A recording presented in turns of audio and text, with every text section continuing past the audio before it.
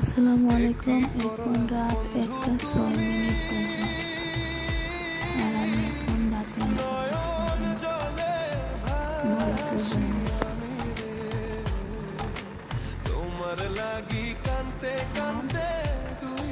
চিংড়ি মাছ, টমেটো দিয়া আর সাথে শসা, টমেটো শসা দিয়ে চলে যাচ্ছে। আরও রান্না করছি এখানে 4 পিস চিংড়ি মাছ, ওইটা আজকে খাবো। আর এই যে এখানে 4 পিস, এটা আল্লাহ বাঁচালে আগামী দিন খাবো, আগামী দিন না রাত্রে। তারপরে দেখুন আরেকটা বাজারে তুলে রাখছি, এটা আল্লাহ বাঁচালে ওই পরের দিন খাবো, বা মাঝখানে 1 কেজি খাওয়ার পরে এটা খাবো।